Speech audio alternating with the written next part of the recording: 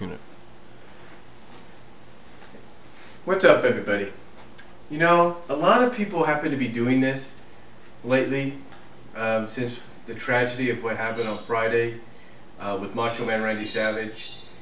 A lot of people have been kind of giving their thought, been presenting and talking about the favorite moments and some of the greatest moments in rivalries in their mind, of Savage's career. And to be honest with you, I really didn't get into the live portion of wrestling until about, until the late 80s, 88, 89, 90. And I got into it thanks to my older sister. But anyway,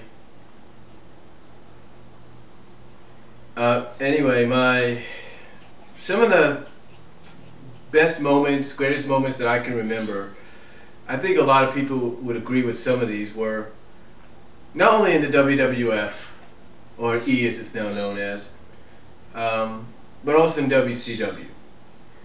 To me, one of the best in WWF that sticks out is something that I didn't even know about until I looked back on it and found out about it back in the 90s. And that was Savage's match against Ricky Steamboat at WrestleMania 3 for the Intercontinental Championship.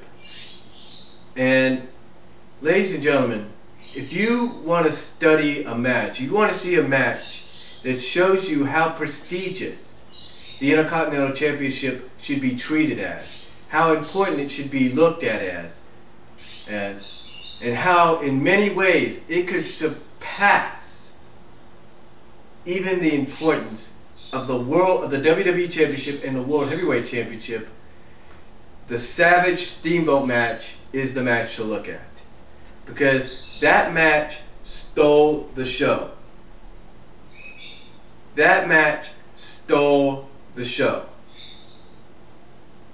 There was no doubt in my mind that that match stole the show.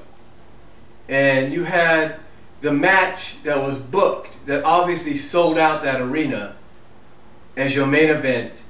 And even though it was good, there's no way in hell it could have followed in any shape or form Savage and Steamboat. Everybody knows that. Everybody knows that.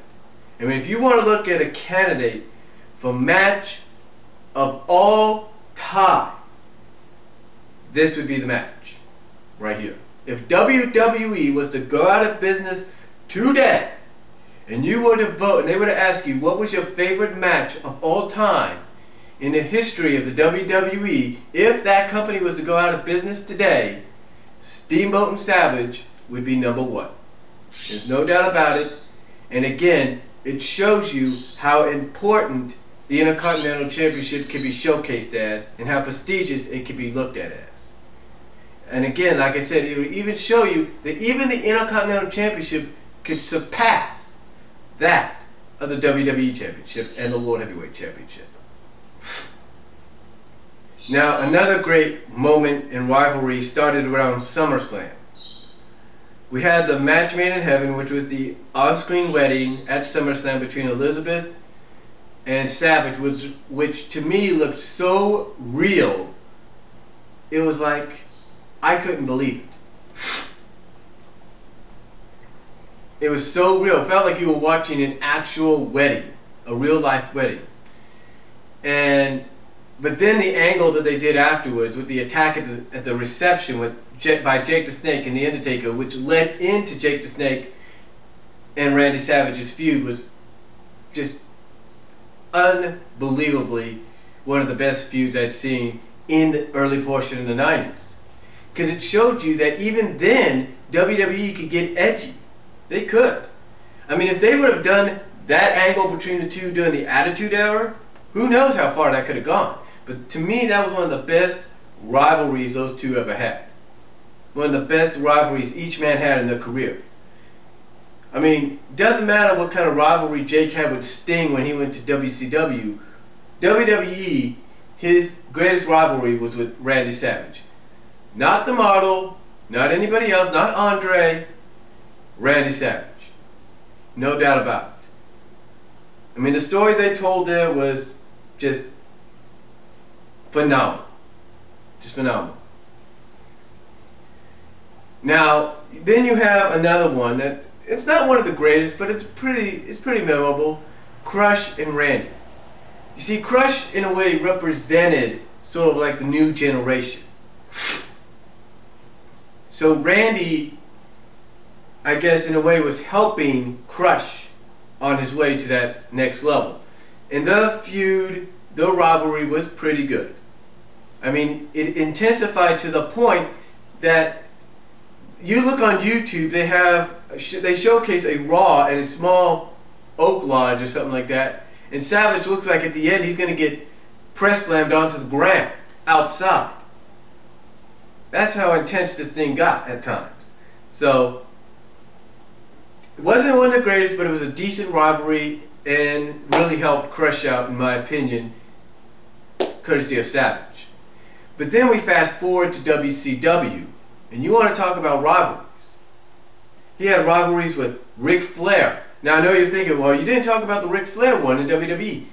Okay, well, that's what I'm getting at. His rivalry with Ric Flair in WCW, to me, I mean, this may sound crazy, it surpassed the WWE's. It surpassed it. Because in WWE, the only thing, the main storyline there between the two when it came to the championship was Elizabeth. You know, the doctored photos and everything. But WCW, they decided to take a risk. They took Elizabeth, they took her, and within a year's time, did something WWE would never have the guts to do. They turned her heel. And they turned her heel against Savage. And they had her join Ric Flair. WWE never had the guts to do that. WCW did. And that's what helped intensify that rivalry between Savage and Flair. It's one of the best rivalries, one of the greatest rivalries I've seen. But then you fast forward again, and we get Savage and Hogan, when Hogan joins NWO. And this rivalry gets pretty intensified. Even when Savage joins NWO, but then wants to be leader, it gets intensified even more. Why? Because they fight each other in all sorts of matches. One of the most important parts of the rivalry, you know, either as WCW versus NWO or battling for leadership for NWO, one of the most intense things I can remember is they had a barbed wire steel cage match. I think the first one they've had in WCW. I could be wrong, but I think it was the first one. Or one of the first ones, something like that. Flair and Hogan had like the second one, but that showed you how intense that rivalry got in that company.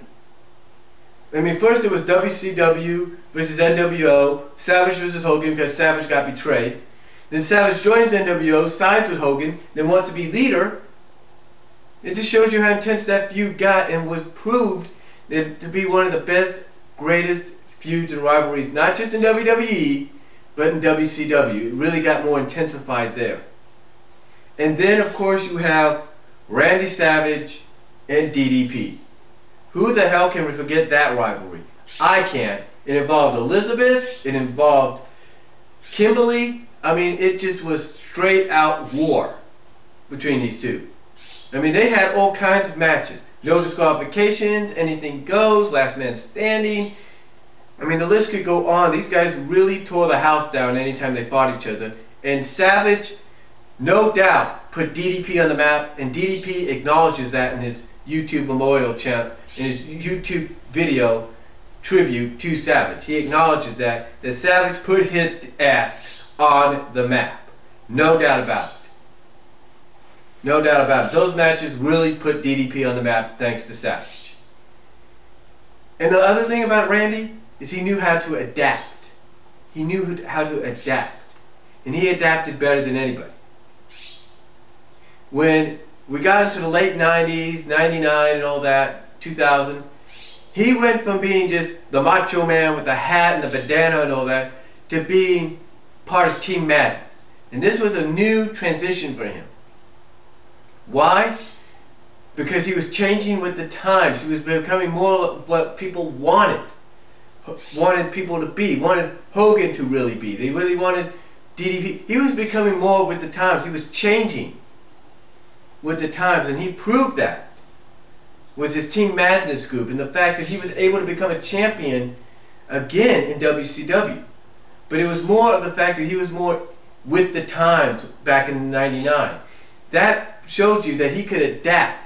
And this was way before, ladies and gentlemen, this is actually a year before Undertaker did his adapting into the American Badass.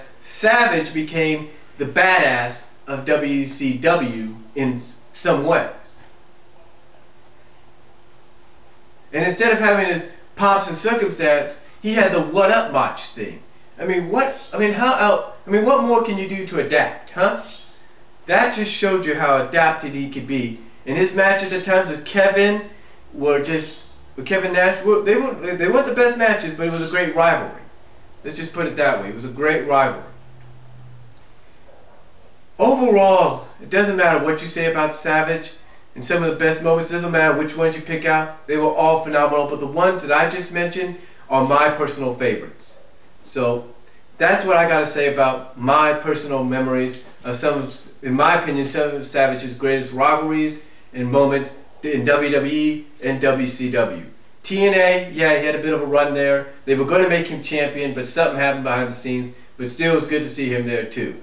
But overall, his runs with WWE and WCW, some of the moments and rivalries that I mentioned, to me, were some of his personal best. So that's all I'm going to say. You tell me what yours are, and I'll talk to you later.